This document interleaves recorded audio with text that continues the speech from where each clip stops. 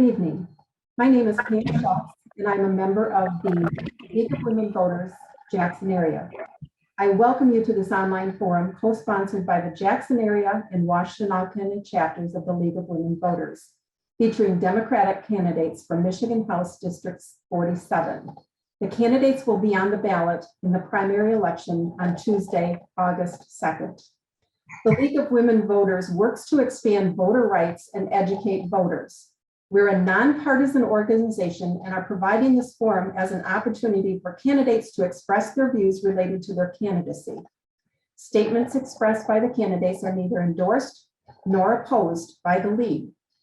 Also, the League does not certify any candidate response to questions as accurate. Voters are encouraged to fact-check information shared in the forum.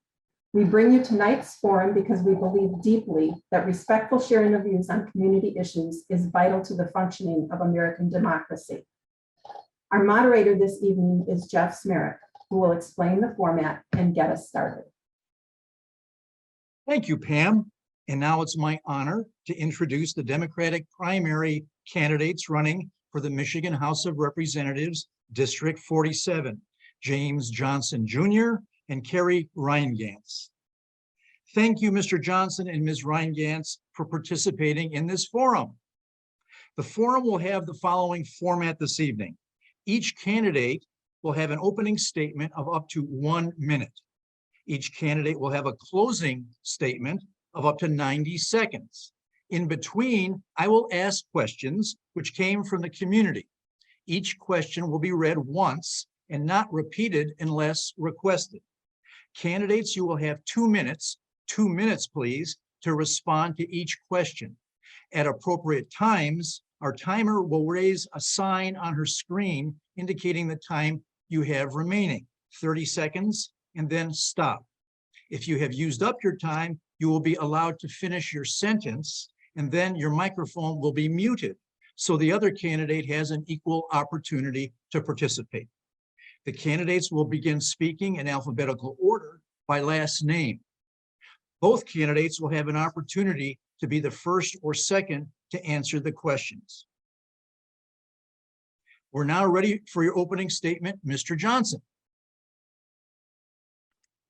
Okay, hello everyone. My name is James Johnson Jr.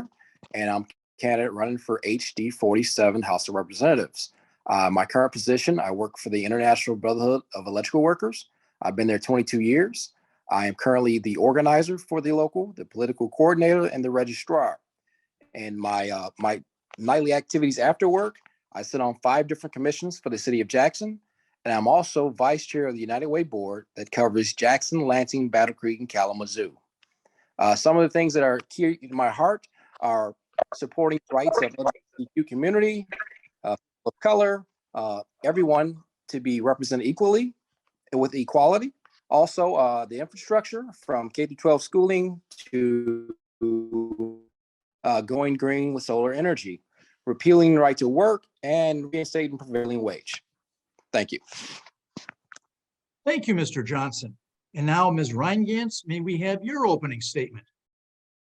Thank you. My name is Carrie Rheingans, and I'm a Democratic candidate for the 47th House District, which runs from Western Ann Arbor into rural Southeast Jackson County. I'm excited to run for this office because I think that we can create conditions for healthy people, healthy families, and healthy communities. I'm also excited that we get to bring Jackson and Washtenaw counties closer together and work closely on advancing our goals as a state. I watched my mom die from multiple mental health and substance use disorders and saw that systems were failing her and systems fail our citizens every day. And I want to work in Lansing to make sure that we can change these systems and improve them to make sure they work for everybody, regardless of our race, our gender, our sexual orientation, or any other identity. And I am thankful to be here tonight. I really appreciate the opportunity. Thank you, Ms. Rheingans. Having completed the opening statements, we'll now move to the questions. I will read the question once and it will not be repeated unless requested. We'll start with Ms. Rheingans for the first question.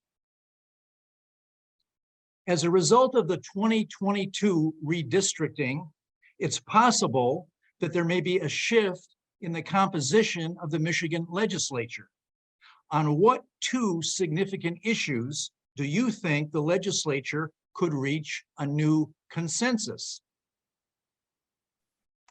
Thank you for that question. I'm excited that there's actually a chance for our state legislature to flip from Republican control to Democratic control in either or both the House and Senate. I was thrilled that the Independent Citizens Redistricting Commission approved these new maps in December, and am excited to see this open seat. If the Democrats are in majority, then we have an opportunity to make real progress on things that we haven't been able to make progress on in 40 years. I think that enshrining protections for people's basic rights into our state laws and constitution are things that we really need to work on at the legislature. Things like making sure that the Elliott-Larsen Civil Rights Act is amended to protect LGBT people from discrimination in housing and employment, and many other areas of life, to make sure that those rights are protected, to enshrine abortion rights into our state laws, and work to get that into our Constitution as well. So enshrining rights and protecting rights of voters, workers, those are things that I think we really need to make a new consensus on. In addition to that, repeatedly over the years, the House and Senate Democratic caucuses have tried to introduce really common sense gun safety laws, and they just die in committee. And if the Democrats are in control, we might actually be able to get those out of committee, have hearings, have votes, get people on the record, and we might be able to pass some of the many laws that Moms Demand Action and Every Town for Gun Safety recommend that states have to reduce gun violence. As the only candidate supported by Moms Demand, designated a gun sense candidate, I really want to see some of those laws passed in our state, like limiting magazine capacities and having safe storage requirements. Thank you. Thank you, Ms. Rheingans. Mr. Johnson, same question to you, sir. Some of the things that I hold dear to my heart, I would like to address is, like my opponent was saying, about rights of people, whether it's people of color, LGBTQ community, or women's rights. Having four sisters, women's rights is very important to me. I would hate to see anyone, any doctor or man, try to control how they live their lives and the decisions they make in the doctor's office. Second, and most importantly thing to me is infrastructure, which includes K through 12 funding to mental health, to clean water, to green energy. There's huge strides we can make in infrastructure that will turn America to a totally different country. These infrastructure strides will also produce jobs, living wage jobs, and that will be good for the economy, good for the community, and all working people. That's one of my ambitions of running for office, is to represent working people. Far too long, working people have not had a voice at the table, and I would like to be that voice at the table. Thank you. Thank you, Mr. Johnson. And Mr. Johnson, you have the next question also. Do you think Michigan currently conducts free and fair elections? If not, what steps are needed to ensure free and fair elections? I do. I believe that we have a safe, sound election process, and I believe that the election was not stolen. I believe the true test of democracy is for everyone to be heard, and I believe that we did a great job on letting people be heard, and that we shouldn't entertain the false narrative that an election was stolen. I believe there's clerks in place that do their job, and we had a process that worked in an equitable manner to serve the people. Thank you, Mr. Johnson. Ms. Rheingans, same question to you, ma'am. Thank you very much for the question. I do think that voting rights are under assault in our state and in our nation. The 2020 election is settled. I don't know how many more times you need to lose besides losing the general election, losing the electoral, and losing over 60 lawsuits. But when you lose, you gotta just go with it. This is a democracy, and we need to make sure that we can move forward and bring our country forward. I was there in Detroit on November 3rd, 2020, and I was a poll watcher, and the only issue we had at the polls was somebody with a particular political paraphernalia who was very mad that we made him take it off. And that was the only issue that I observed as a poll watcher. And then the next day I went in early in the morning to the TCF Center to make sure that those votes were counted. We knew that there was going to be hundreds of thousands of votes still to be counted later in the evening, because we know that Detroit has a centralized way to count absentee ballots, and that they would all be going there and arriving as they were ready. I observed no fraud there. I observed no issues there. I have been a poll watcher for years. I've been trying to register folks to vote. I think that we have expanded, thankfully, our voting rights in Michigan. We passed the expanded voting options in 2018. I'm glad to see that they're working so well and that such a high proportion of folks are able to vote, and the turnout has gone up, even during a pandemic. So I do think that our voting rights are under assault, and we need to protect these rights and enshrine as many of them in our state constitution and our laws as we possibly can, to make sure that these are very hard to chip away at here in our state. Thank you. Thank you, Ms. Rheingans. And Ms. Rheingans, you also have the next question. Please explain your stand on gun safety laws in the state of Michigan. What achievable steps would you take to address community concerns related to gun safety and gun violence in Michigan? Thank you for the question. Gun safety is a big issue in our state. You know, I grew up in a small town where in high school, opening day was kind of like a holiday. And so I know that there are people who own guns, who are responsible, who really do use them only for hunting. And there are people who want to make sure that if there's children in the home, that their firearms are stored safely. Here in Michigan, we are lacking 29 of 50 laws that are recommended by Everytown for Gun Safety and Moms Demand Action, which are two national groups that really push for gun safety in common sense measures, things like limiting magazine capacities, requiring safe storage in homes with children. And, you know, here in Michigan, I don't know why we would ever need any of these semi-automatic weapons. I don't think that those have a place in our civil society. And so those are some of the things that I would take up, and these have been introduced.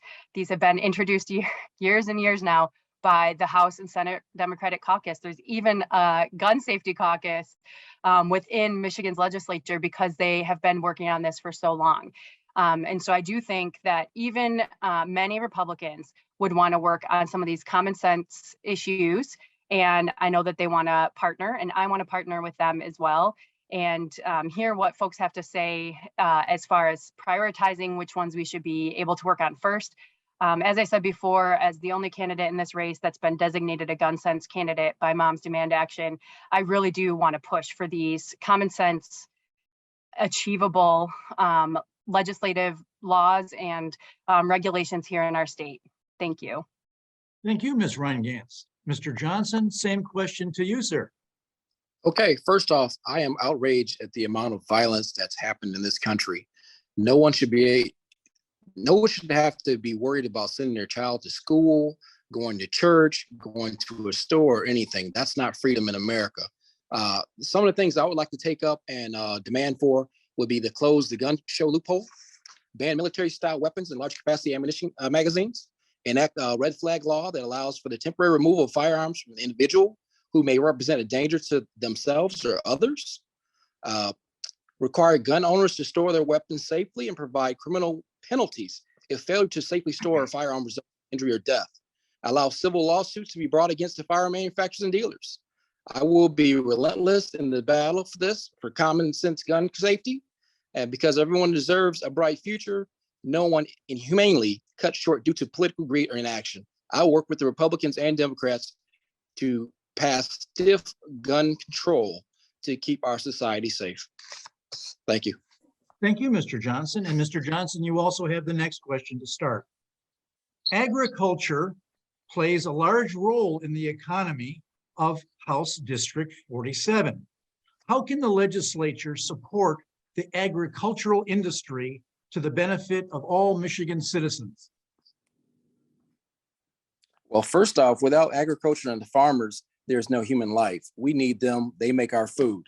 So I will be open to support subsidizing the cost of diesel fuel for their equipment, subsidizing the cost of the fertilizer and seeds, rural broadband. I've talked to the farmers. Some of the things that's very important to them is the rural broadband, the lack of. I would push to get rural broadband out there so they can program their machinery without having to go to family members' houses to program it, then come back to the farm to do the work. I'd push to get the rural broadband for them. And the price of propane, last but not least, is things that plague farmers and people in the rural community. And most importantly, these are the things that I would like to do, but I would set up a town hall meeting to meet with them to see what else and how else I could help them move into the future. Thank you, Mr. Johnson. Ms. Rheingans, same question to you, ma'am. Thank you for asking a question about agriculture. It is an important part of the 47th district. Since I've lived in Ann Arbor since the year 2000, I've been really lucky to be able to join community supported agriculture programs through a couple local farms. We've worked with a couple farms here in our community for that. And we've also been able to, at our house, plant some vegetable garden with some plant starts from some of our local farms. So we've been able to have a little bit closer relationship in our personal everyday life with farmers. And, you know, without any farms, we don't have any food. And I think there's different kinds of farming in our district. It's not just vegetable farming. There are some commodities farms. And I think we do need to work with those farmers to hear directly from them what would be helpful. Broadband access to make sure that they are able to do their work is very important. I think some of our state budget surplus might be good to be used for that, especially because it's kind of a one-time big investment, and then the ongoing cost is something that could be worked on down the road.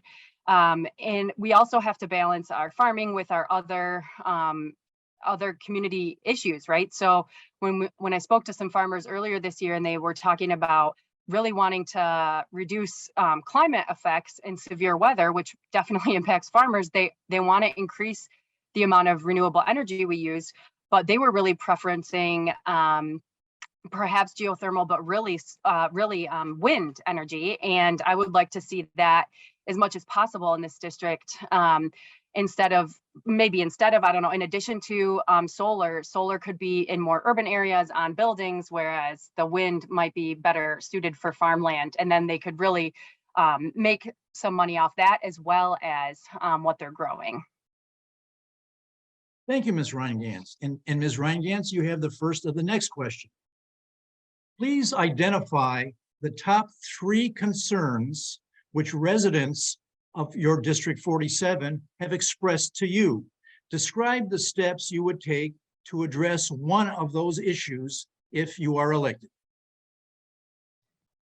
Thank you for the question. I've been knocking doors in the district since March and talking to folks specifically about this midterm, but I've been on the ground organizing with folks for years in many parts of the 47th district. What I would say is top of people's mind right now are protecting basic rights. And that would be abortion rights, that would be protections for LGBT community members, workers' rights, and voting rights. And so that's a top issue that I'm hearing from folks. Another issue that I know I've heard from different people in the 47th district is rural broadband, which I just talked a little bit about as well. So I guess earlier I spoke a little bit about voting rights, and we have a lot going on with abortion rights right now. So it's a little complicated, but I do think trying to enshrine some better protections for our LGBT siblings is really important in this district, especially Ann Arbor is one of the most LGBT friendly cities in the country. And I know that there are LGBT people living in every corner of this district. I have friends, colleagues who have endorsed my campaign from Grass Lake and from Jackson, that are LGBT members, and what they're really worried about is this assault against them as just humans, and especially kids trying to figure out where they can be supported, what they need to do in life. And I really think that enshrining some of these protections into our state laws, making sure that gender affirming care is widely available and accessible and affordable is something that we really need to do. And making sure that people are able to talk about these issues with kids in school and let kids have a safe space. If kids can have a safe, loving adult, that can really help protect them and help them grow into who they are going to be as an adult. And we really need to make sure that we support that in our state. Thank you, Ms. Rheingans. Mr. Johnson, same question to you, sir. Yes, I've been throughout the district. I've knocked thousands of doors, and most of the consensus is people's rights, from LGBTQ community to women's rights to people of color, also infrastructure, and last but not least, sensible gun control. If I had to pick one, people's rights, I would like to make sure that all people have the opportunity to vote without intimidation. I'd like to strengthen the Elliott Larson law to give protections for the LGBTQ community. I have both family and friends in the community, and they're dear to my heart. And for women, we need to edify Roe versus Wade and make sure that's concrete, and then no Congress and no court system or anybody can come in and change that. Those are the decisions that are between women and themselves, their doctors.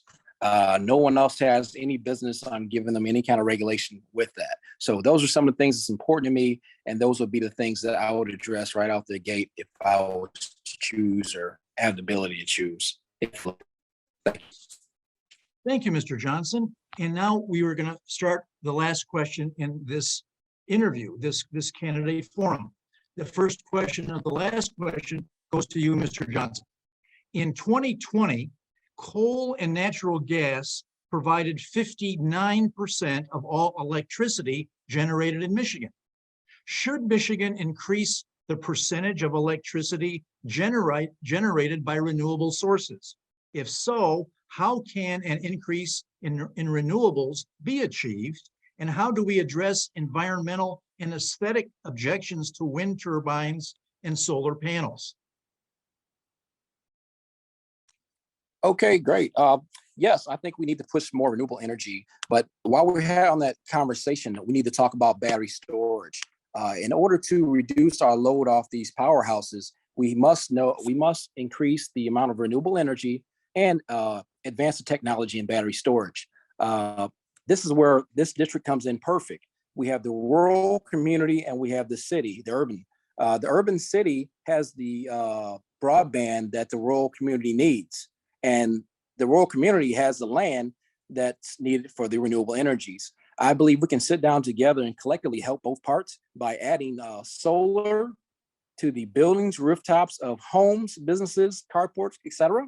And that will reduce the amount of farmland that we need to take up putting solar out in the rural areas. So I believe if we work together, we can solve the climate problem, and we can increase the renewable energies and decrease the dependency on coal and fossil fuels. Thank you, Mr. Johnson. And Ms. Rheingans, same question to you, ma'am. Thank you very much. This is an important topic to making sure that we increase our renewables in order to address climate change. This is a very important action that we need to take. I'm thankful that our governor has created a plan where we will increase renewables by 2050, but to me that seems maybe not as ambitious as I would like. I would like to see if we can increase those targets to be happening sooner. Here in Ann Arbor, where I live, there's been a lot of movement on our electrical generation, our power generation, and trying to use potentially geothermal and solar here in the city in kind of microgridded neighborhood areas, and then have the city be responsible for that infrastructure and the generation and sharing of that power. I think that we should be as aggressive with that as possible, and that should spread beyond just the city of Ann Arbor. As I mentioned earlier with farmers, they're concerned about really good farmland being taken up by solar panels. And so I think we need to think about how do we harness wind energy, if possible, in conjunction with our farmland, and possibly even geothermal if it's possible in certain areas of the district. Our state legislature right now, it takes a lot to run for office, a lot of money in order to pay for everything you need. And a lot of our candidates and our current electeds take money from dirty power generating organizations like DTE, and I refuse to take their money. And I will be able to then not feel any guilt or any worry about whether or not they'll fund me again if I win and run again, because I won't be thinking about, oh, I need their money, because they're not doing what they say they're going to do, and they need to try harder to generate renewable. And I do think that the government has a role to play here with public generation and distribution of electrical power in order to help address climate change. Thank you. Thank you, Ms. Rheingans. And now that brings us to the closing statements. We will begin with Mr. Johnson. May we have your closing statement, sir? Yes.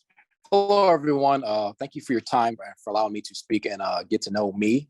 I just would like to say, I believe I'm the right candidate because of the lived experiences that I have. Living in rural part of the district and working in the urban part of the district all of my career, I know the struggles of the rural community. I know the struggles of the urban community. I believe that I can reach across the aisle and help bridge some of these gaps. I have experience working bipartisan in the city of Jackson. I've helped pass ordinances to help working people advance. And I did that bipartisan, working with Republicans and Democrats. And I believe that's what we need nowadays. We have to learn how to work together and lean across the aisle if need be and get what needs to be done to help the citizens of the district. And I'm committed to doing that work. Please vote for me August 2nd. I much appreciate your vote. I'm honored to be here. Thank you. Thank you, Mr. Johnson. And now, Ms. Rheingans, may we have your closing statement, ma'am? Yes, thank you so much to the League of Women Voters in Jackson and Washtenaw for inviting us here tonight. I'm excited to run for this seat so that we can work to achieve our goal of healthy people, healthy families, and healthy communities. I've lived in Ann Arbor since the year 2000, and I grew up in a small town before that. So when I go to places like Dexter, Brooklyn, Manchester, Grass Lake, I really feel at home. And even my great-grandpa Rheingans was the Presbyterian minister in Brooklyn about 100 years ago. Right now I work at the Michigan Department of Health and Human Services as a contractor, and I've seen how state government works. And before that, I worked in health policy for about 15 years. And I teach at the University of Michigan School of Social Work. And through that, I'm a member of our union, the American Federation of Teachers Local 6244, which is the lecturers employee union. And I've seen how much work unions can do for our families and our working families like mine. I'm the only candidate that is designated a gun sense candidate by Moms Demand Action. I'm the only candidate in this race that has the endorsements of pro-choice organizations and people who've done this job before. Multiple former state reps and senators have endorsed my campaign, and I am grateful for their support. Please vote for Carrie Rheingans on August 2nd or before by mail, and I look forward to serving the good people of the 47th District here in Michigan. Thank you, Ms. Rheingans. And thanks to both candidates for participating in this valuable session. Sue Smerick from the League of Women Voters, Washtenaw County, will provide some closing comments. The Jackson area and Washtenaw County Leagues thank the candidates for participating in tonight's forum and also thanks those who contributed questions. Our candidates forums are available for streaming from our representative websites, lwvwashtenaw.org or lwvjackson.org. Forums can be viewed on Ann Arbor's cable television news as well. Please encourage others to watch these forums and share the links with them. For additional nonpartisan information on candidates and ballot issues, go to vote411.org. The League's voter resource guide covering local, state, and federal candidates and current proposals that will appear on your ballot. As a reminder, all voters are eligible to vote by absentee ballot, and Michigan now provides for election day voter registration. Whether by absentee ballot or in person, please vote in the August 2nd primary election. Thank you and have a good evening.